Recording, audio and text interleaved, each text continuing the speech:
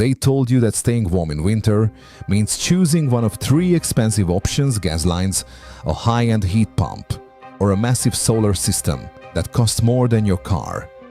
But right now, somewhere in rural Finland, a farmer is sleeping through a blizzard with no heating bill at all. 3 years ago, he filled a steel silo with sand ram pipes through the center, connected it to his home, and quietly stopped paying for heat. His neighbors thought he had lost his mind. His utility company treated it like a joke. Then February came, the temperature dropped, and his bill was zero. That is what makes this story so dangerous to the people selling you gas, propane, and expensive energy upgrades. This system is simple, brutally practical, and shockingly cheap. You can build it with common materials, basic metal working skills, and a weekend of real labor. Once charged, it can hold useful heat for days or even weeks without drawing constant electricity. And that is why this matters. By the end of this video, you are going to understand exactly what a sand battery is, why it works, how people have been quietly using the same principle for years, and how to build a smaller homestead version yourself. Before we talk about building one, we need to clear up the biggest misunderstanding online. A sand battery is not a battery in the electrical sense. It does not store electricity, deliver voltage, or power your appliances directly. What it stores is thermal energy, pure heat, and it uses sand as the storage medium. The science behind it is simple. Every material has a property called specific heat capacity, which describes how much heat it can absorb and hold. Water stores heat well. Concrete does too. But dry fine-grained sand is especially useful because it can be heated to very high temperatures, remain stable, and avoids many of the problems that come with water-based systems. It does not boil away, evaporate, or introduce the same corrosion risks under normal use. Dry sand has a specific heat capacity of roughly 830 joules per kilogram per degree Celsius. That means 1 kilogram of sand raised by 100 degrees stores about 83,000 joules of energy. Scale that up and the numbers become impressive. 1 metric ton of sand heated to 500 degrees Celsius can store around 415 megajoules of thermal energy. In theory, that is enough heat to cover more than 8 winter days for an average home. A commercial company in Finland, Polar Night Energy, has already built a much larger version of this idea using a steel silo filled with hot sand. Their system stores excess renewable heat at district scale. We are not building that version here. We are building the homestead version, smaller, cheaper, simpler, and realistic for one determined weekend project. Before going deeper into the build, it is worth addressing a few skeptical comments, because some of them raise fair questions. One viewer said, "I am Amish." This is completely untrue. That criticism deserves respect, not dismissal. Amish communities often understand hands-on construction, insulation, masonry, radiant heating, and practical building systems better than many modern homeowners ever will. So here is the honest response: the sand battery is not meant to replace every proven heating method. It is a complementary system. Traditional masonry heaters already operate on almost the same principle. You burn fuel hard and fast. For a short time, the dense thermal mass absorbs a huge amount of heat, and that mass releases warmth slowly, long after the fire is out. A sand battery follows the same logic, only with a different storage material, a different charging method, and potentially a larger heat reserve. Another comment mocked the idea, but buried underneath the joke was a real issue: who is this practical for? The answer is simple: this system makes sense for people with land. A workshop, a cabin, homestead, or a rural property where physical construction is possible. If you live in a city apartment, this is not your project. A third comment brought up petroleum-based fertilizer. That fact may be true, but it has nothing to do with this system. A sand battery is not chemistry. It is heat storage through basic physics. The real inputs are simple sand insulation piping and whatever heat source you already control. Now let us move from theory to materials, because this project only works if the build is practical. The core of the system is a steel container. A 55-gallon steel drum is the smallest size worth considering for basic experimentation, but for meaningful home heating, A vertical steel tank in the 250 to 500 gallon range is far more useful. Old propane tanks can work if they have been properly cleaned and purged. Next comes the storage medium dry fine-grained silica sand. Do not use damp construction sand and do not use salty beach sand. For a 250-gallon tank, you will need roughly 800 to 900 kilograms of dry silica sand, which usually works out around 25 to 30 bags depending on bag size. The heat exchanger coil is the heart of the system. Use Schedule 40 black steel pipe, typically half-inch or 3/4 inch diameter, with about 20 to 30 feet for a basic build. You will also need steel fittings and couplings rated for high temperature. No plastic, no PVC. Every part exposed to heat must be metal and built to handle it safely. To keep the stored heat from escaping, you need ceramic fiber insulation around the tank and a sheet metal cladding layer outside it for protection. You will also need outlet piping to connect the battery to your home heating loop and an inlet path from your charging source. Material cost in the original estimate lands around $250 to $310. Essential tools include a grinder welder drill pipe, wrench set pipe bender, and full safety gear.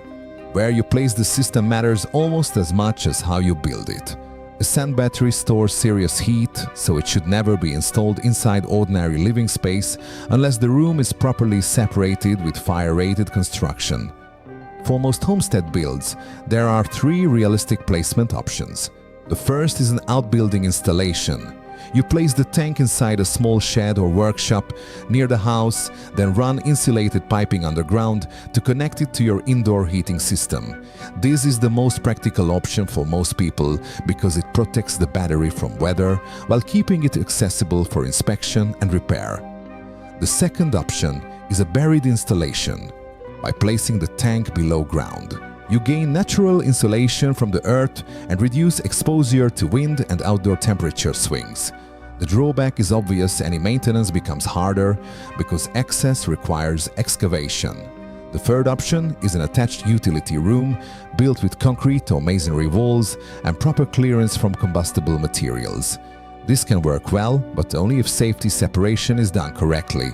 Whichever option you choose, remember the weight. A 250-gallon tank filled with about 900 kilograms of sand can weigh well over 1 ton. That means the tank needs a reinforced concrete slab at least 4 inches thick. Let the slab cure properly before setting the tank in place. Now to the most technical component, the heat exchanger coil. This pipe coil carries heat into the sand during charging and pulls heat back out when the house needs warmth. For a home-scale system, a single coil design is usually enough. Use roughly 25 to 40 feet of steel pipe, bend it into a vertical helix, keep it centered inside the tank weld the wall penetrations carefully, and pressure test every joint before adding sand. Once the coil is centered and sealed, the next step is filling the tank with sand, and this is where many DIY builds succeed or fail. 2 rules matter more than anything else. First, the sand must be completely dry. Moisture inside the tank becomes dangerous at high temperature because it turns to steam, creates pressure and speeds up corrosion around the coil. That is why kiln-dried silica sand is the safest choice. If there is any doubt, spread the sand out in direct sun and let it dry fully before loading it into the tank. Second, you must fill the tank slowly and compact the sand continuously. Do not dump everything in at once. Add the sand in layers of roughly 6 inches, then use a steel rod or another compacting tool to settle each layer evenly around the pipe coil. The goal is to remove air pockets. Empty spaces around the pipe reduce heat transfer and weaken overall performance. A properly packed tank feels denser and the coil should feel firmly embedded instead of loose. Do not fill to the very top. Leave about 6 inches of space for thermal expansion and future inspection. Then seal the tank with a bolted steel cap and high-temperature sealant. After that, insulation becomes critical. Wrap the tank in ceramic fiber blanket, including the bottom, because concrete will pull heat away continuously. Then add sheet metal cladding to protect the insulation.